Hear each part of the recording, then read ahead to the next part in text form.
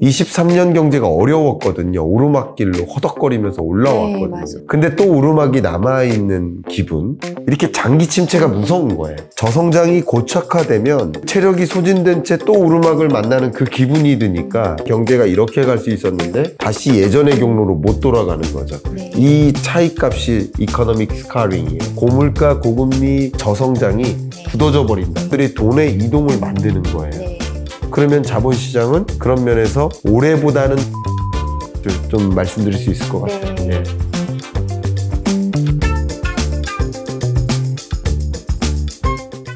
그래서 지금 2023년 경제 전망에서 그레이트 리세션이라고 이제 표현을 하셨고, 내피점이라고 하셨고, 모두가 가난해진다라고 사실 얘기를 하셨잖아요. 네. 그런데 2024년 경제 전망책, 스태그플레이션 표현을 하셨는데, 제가 여기 프롤로그를 봤어요. 네. 근데 가슴이 찡한 거예요. 오르막 올라가 또 오르막이다. 예. 다 온 줄 알았는데 또 나왔다. 이게 뭐 시처럼 예. 이렇게 가시더라고요. 예. 쉽게 끝나지 않을 것이라는 불안감 때문이다라고 이제 끝을 맺으셨잖아요. 네. 처음 말해서. 예. 근데 이거를 보면서 교수님의 어떤 마음이 전달되는 느낌이었어요. 네.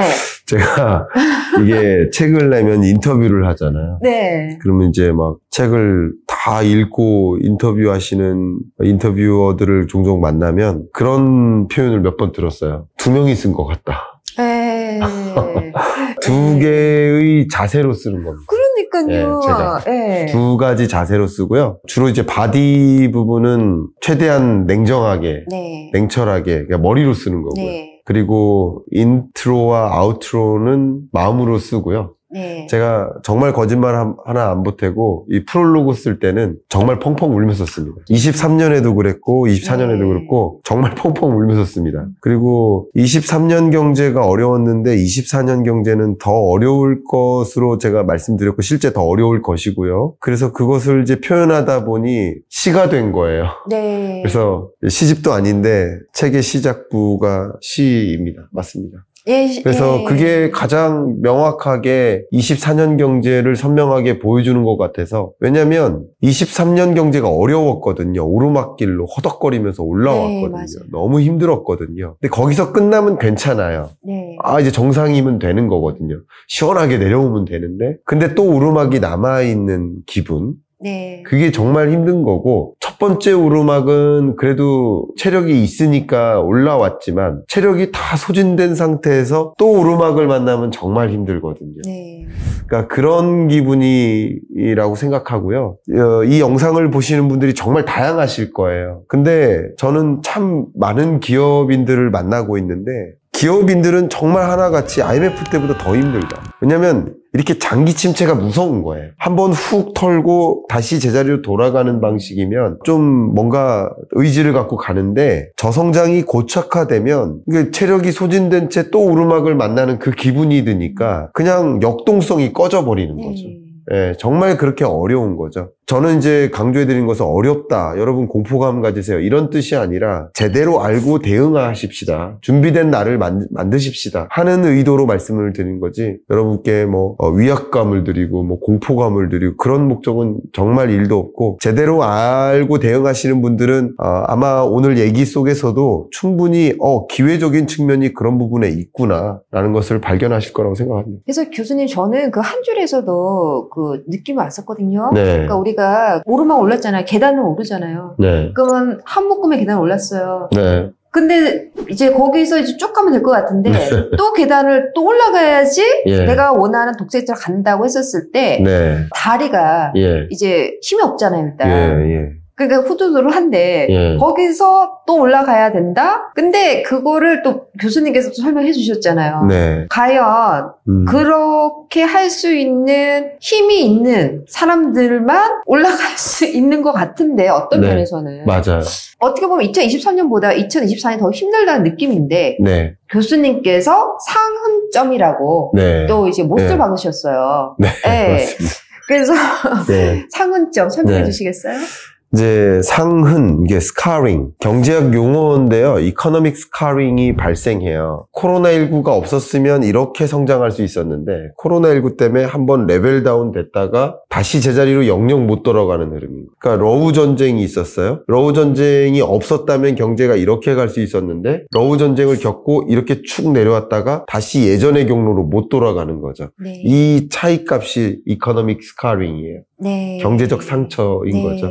그걸 또 스카링 이펙트, 네. 예, 상흔 효과라고 하는데요. 그러니까 코로나19나 러우 전쟁과 같은 상처를 우린 겪었어요. 네. 근데 24년이 되면 상처의 그 기억이 사라질 겁니다, 점차. 그죠? 네. 아마 코로나19 얘기도 잘 안 나올 거예요. 이미 지워지는 거예요. 네. 그러니까 지워지는데 상처의 흔적이 남아있는 거죠. 흉터처럼. 네. 그게 스태그플레이션인 거죠. 네. 상처의 흔적이. 코로나19 때 대응하기 위해서 엄청난 유동성 공급을 했고 금리 인하를 했고 그리고 그것에 따라서 인플레이션이 나타났고 또 러우 전쟁까지 가미해서 초인플레이션을 만들었고 그 초인플레이션 때문에 고금리를 채택하다 보니 경기는 크게 하방 압력을 받았죠. 근데 스태그플레이션은 그 징후입니다. 네. 예를 들면 그 날씨의 비유를 하면 비가 오잖아요. 네. 근데 비라고 다 같은 비는 아니에요. 특히 비의 형태를 보면 어떤 때는 폭풍을 동반한 비, 폭풍우라고 하죠. 또 천둥 번개를 동반한 비가 있어요. 또 어떨 때는 가끔 해를 동반한 비도 있어요. 그러니까 비가 온다고 다 같은 비가 아니듯이 경기 침체가 온다고 다 같은 경기 침체가 아니에요. 경기 침체에서도 고물가를 동반한 경기 침체를 우리는 스태그플레이션이라고 합니다. 그러니까 23년까지 고물가라는 숙제를 해결했어야 되는데 그 숙제를 해결하지 못한 채 고물가 기조가 24년에도 남아있는데 그러다 보니까 고금리를 또 여전히 유지해야 되니까 경기 침체의 양상은 더 지속되는 장기화되는 그런 스태그플레이션의 형태로 남아있다. 그게 24년 경제니까 상처의 흔적처럼 흉터처럼 러우 전쟁 코로나19는 머릿속에 지워질지 모르지만 우리 리얼 이코노미 실물 경제 속에는 스태그플레이션이라는 상처의 흔적이 계속 존재할 것이다. 네. 그래서 그렇게 표현을 해봤습니다. 네. 네, 너무 와닿았어요. 네. 아주 간결하게 정리가 되셔가지고. 네. 사실 전쟁 관련해서 네. 좀 궁금한 게 또 생겼거든요. 중동 정제. 네. 예, 이스라엘 하마스 전쟁. 앞으로의 그러한 전쟁이 세계 경제, 또 한국 경제에 어떤 영향이 올 것 같아요? 네, 너무 좋은 질문 주셨는데요. 이제 매번 전쟁의 역사를 이렇게 돌이켜보면요. 자연스럽게 따라온 게 주로 국제 유가 급등이에요. 국제 유가가 급등하다 보면 그게 물가에 반영이 돼요. 제가 자주 이런 표현을 하고 있는데요. 우리 몸을 구성하는 80%가 물이잖아요. 근데 우리 주변을 둘러싼 80%가 원유예요. 네. 여기에 있는 여러분이 눈으로 보이시는 이런 뭐 단추나 여기 바닥이나 이 나무에 페인트 칠한 것과 이게 다 원유예요, 원유. 네.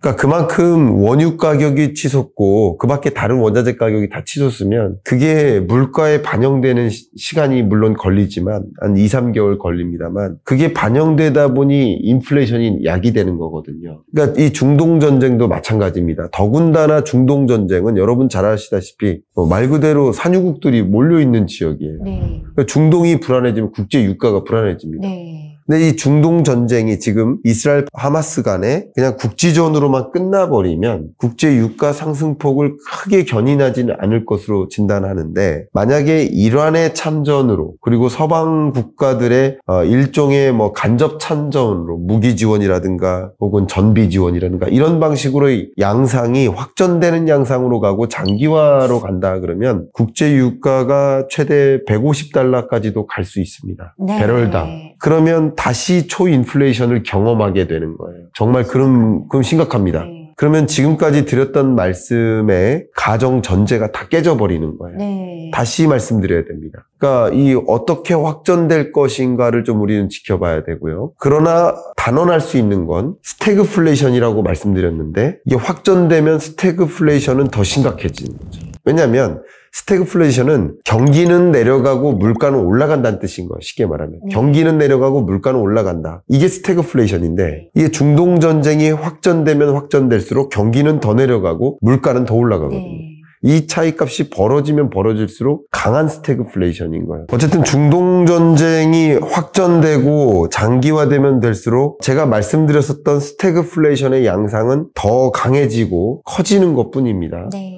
반대의 경로는 없는 거예요. 스태그플레이션이 사라지거나 그 전제가 없어지거나 그만큼 24년 경제는 스태그플레이션에 부합한다 말씀드리고요.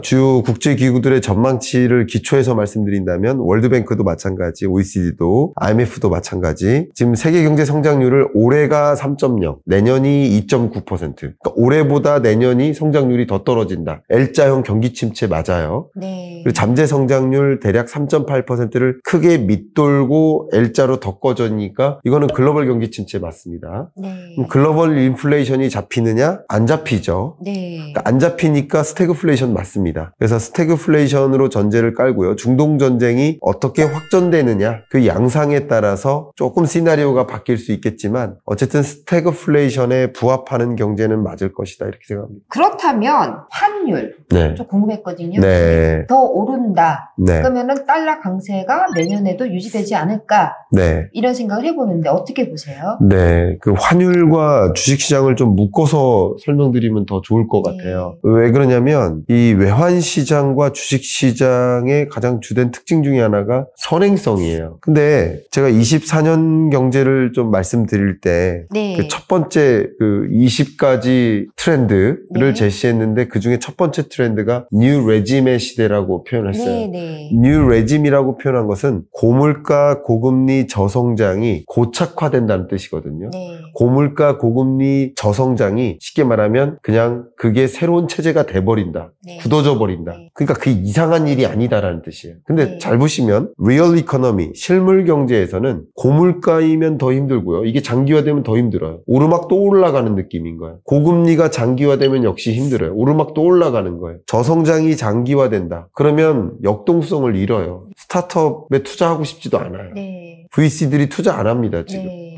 그러니까 이런 것들이 오히려 이런 현상이 고착화되면 리얼 이코노미는 더 안 좋아요. 경기 침체가 굳어져 버려요. 네. 근데 한 가지 설명드릴게요. 자본시장, 자산시장은 전혀 다릅니다. 왜냐하면 실물 경제에서 우리가 관심이 있는 것은 규모예요, 규모. 소비 규모, 또 기업들의 투자 규모, 정부 지출 규모. 네. 그런데 재밌게도 이 자산시장, 자본시장에서 궁금한 것은 가격이에요. 근데 가격은 규모랑 달리 움직일 수밖에 없어요. 그 구조를 말씀드릴게요. 네. 앞에서도 그 리얼 이코노미와 자본시장, 자산시장 간에 엇박자가 일어날 수 있다는 것을 설명 잠깐 드렸습니다만 이게 굉장히 중요한 게 왜 그런지를 말씀드리면 특히 외환시장이나 이 주식시장 같은 경우는 심리에 의해 움직이는 거예요. 그래서 지금 강달러가 나타날 것 같아. 그러면 외환시장에 달러를 사기 시작할 거 아니에요. 그때 강달러가 나오는 거죠. 네. 그러니까 주식시장도 마찬가지. 네. 잘 생각해 보시면 2022년 10월 당시의 금리와 지금의 미국 기준금리를 비교하면 지금이 더 높아요. 그러면 주가는 이때가 더 높고 지금이 낮아야 되는 거잖아요. 아니라는 거예요. 네. 그게 아니라는 거예요. 금리가 리얼 이코노미에서는 금리가 2%냐 5.5%냐 그게 굉장히 중요한 거예요. 리얼 이코노미에서는. 근데 자본시장에서는 2%냐 5.5%냐가 중요한 게 아니라 이게 앞으로 올라갈 거냐 앞으로 떨어질 거냐 앞으로 안 오를 거냐가 중요해요. 그게 공포감이거든요. 심리지표이기 때문에. 그러니까 22년 10월쯤에 자이언트 스텝을 연거푸 4번 연속하면서 너무나 공포감을 느끼고 주식시장에서 돈을 내던지고 나왔어요. HTS 지웠어요. 자본시장에서 일어나는 이런 현상들은 공포감인 거예요. 근데 지금이 공포감이 더 심합니까? 그때가 더 심했습니까? 그때가 더 심했잖아요. 그러니까 금리가 높아지면 높아지죠. 5.5% 순간에 공포감이 드나요? 아니면 그 당시 금리가 예를 들어서 2, 3 이렇게 올라갈 때 공포감이 드나? 이때 공포감이 들었거든요. 그때 주식시장에서 돈을 던지고 나오는 거거든요. 네. 돈의 이동이 수요예요. 돈이 주식시장으로 이동하는 게 수요가 네. 늘어나는 거고 돈이 빠져나오는 거 수요가 줄어드는 거예요. 가격은 모든 가격은 수요와 공급에 의해 결정되고요. 돈의 이동이 그 수요와 공급이니까 돈의 이동을 관찰하시면 되는 거예요. 그러니까 자본시장에서 나타나는 현상은 가격이기 때문에 돈의 이동을 통해서 수요 공급을 보시는 거고요. 실물 경제 관점에서는 가게가 얼마나 더 소비하나, 기업이 얼마나 더 신규 투자하나, 정부가 얼마나 더 정부 지출을 하나 그 규모를 보는 거니까 전혀 다른 것인데 동치로 보면 실수가 있는 거죠. 네. 심지어 경기 침체 일어나는 그 현상을 놓고 경제 규모가 줄어들 거라고도 생각하시는, 경제 규모가 줄어드는 게 아닙니다. 올해 경제 성장률이 1.4%예요. 지난해 GDP 규모보다 1.4%가 증가하는 겁니다. 네. 증가하는 속도가 너무 낮은 것뿐인 거예요. 네. 그걸 경기 침체라고 하는 거고요. 네. 그러니까 실물 경제적으로 규모가 커지고 있어요. 가격도 상승할 수 있는 겁니다. 그러니까 그렇게 실물 경제와 자본 시장을 좀 구분해 놓으셔야 되는데, 외환 시장과 주식 시장을 같이 겸해서 답변을 드려본다면, 어쨌든 금리 인하는 중동 전쟁이라는 그 불확실성을 상수화해 놓고 어떻게 될지 모르니까 지금의 상황이라고 가정해 놓고 답변 드린다면, 미국 물가 상승률은 4분기 정도의 목표 수준에 부합할 것이고 그때 지점에 금리를 인하할 수 있다라고 말씀드렸잖아요. 네. 그러면 심리적으로는 언제쯤 기준금리 인하할 거라고 생각할까요? 24년 2분기입니다. 그러니까 그럼 기준금리 인하라는 할 거야라는 마음은 공포감이 아니라 반대로 뭐예요? 기대감이에요. 네. 그리고 기대감이 들기 이전 단계라고 하더라도 24년 1분기라고 생각해 보세요. 추가적인 금리 인상이 없다라는 게 뭘로 작용할까요? 그게 기대감으로 작용하는 거예요. 공포감은 더 이상 없는 거죠. 금리 인상할 거라는 공포감이 어디 있습니까? 이미 우리는 알고 있는데 5.5%를 받아들였는데요. 그러니까 이 투자라는 컨셉에서는 기준금리가 추가적으로 올라가지 않을 것이라는 것 자체도 상당한 수준의 플러스 요인이에요. 근데 24년 한 2분기 정도가 되면 기준금리 인하할 수도 있어 하는 기대감을 이제 막 집중한단 말이죠. 네. 그때 그러면 기준금리 인하할 거라고 생각한다면 외환시장에서 달러를 계속 보유할까요? 달러를 팔까요? 달러를 팔죠. 그러니까 강달러 기조가 꺾일 수 있죠. 네. 주식시장에서도 그러면 이제 금리 인상 끝났고 금리 인하할 일만 남았네, 이런 기대감을 갖고 주식시장에 들어오는 겁니다. 2020년, 다시 한번 강조하지만 2020년 팬데믹 경제 위기 때 경기가 좋아서 주가가 올라간 게 아니에요. 경기가 그토록 악화됐는데 주가가 올라간 것은 금리 인하입니다. 이런 것들을 생각해보면 금리 인하에 대한 기대감만으로도 주식시장에 긍정적인 기운을 줄 수 있다는 거죠. 네. 그런 것들이 돈의 이동을 만드는 거예요. 네. 그러면 자본시장은 그런 면에서 올해보다는 나아진다는 것을 좀 말씀드릴 수 있을 것 같아요. 네. 예, 기대되는데요. 네. 너무 쉽게 이해했습니다. 예. 심리 사이클이 예. 어떻게 보면 선행되는 거네요. 그렇죠. 네. 여러분들이 이 실물 경제와 자본 자산 시장 간의 관계를 알고 계세요. 근데 선행성이라는 것을 먼저 생각하셔야 된다는, 항상. 네. 선행성. 네. 그 선행성은 왜 있을까요? 왜 먼저 선반영되는 걸까요? 심리인 거죠, 심리. 내가 이걸 투자해야 될까 말아야 될까? 네. 투자해야 될까 말아야 될까에 대한 판단은, 그러니까 경제 전망을 하는 거죠. 네. 실물 경제를 전망하고 네. 그리고서 심리적으로 투자해야 될까 말아야 될까를 네. 판단하기 때문에 후순위로 실물 경제랑 같이 따라가면 네. 오를 때 놓치고 떨어질 때 사고 그러는 거죠. 반대로 가는 네. 거죠. 그래서 너무 재밌어요. 같이 이 구조를 이해해야 됩니다. 저는 자주 이렇게 표현하는데 톱니바퀴라고 해요. 네. 물가라는 톱니바퀴, 금리라는 톱니바퀴, 혹은 그 밖에 다른 환율, 경기, 고용, 이런 톱니바퀴들이 있고, 자본시장 톱니바퀴, 주식, 외환, 부동산 시장이라는 톱니바퀴가 다 연결되어 있어요. 따로 돌진 않아요. 헛바퀴 돌 리는 없어요. 자동차가 굴러가는데 세 개의 바퀴는 굴러가고 하나만 안 돌아갈 수는 없는 거예요. 다만 어떤 톱니바퀴는 작고요, 어떤 톱니바퀴는 이렇게 커서 빨리빨리 돌아가기도 하고 천천히 돌아가기도 하겠죠. 네. 그러니까 그 구조를 이해하시고 자본시장을 좀 접근하시는 것이 좋지 않을까 생각합니다.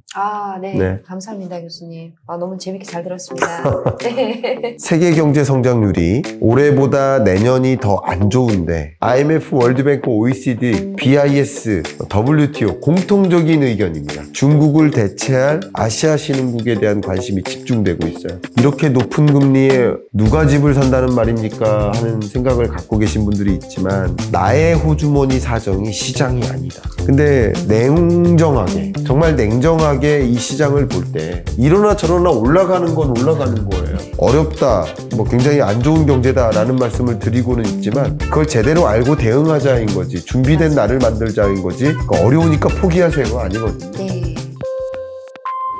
미국 주류 사회에서 공인하는 미국 부동산 전문가 김효지 대표의 첫 저서, 미국 부동산이 답이다.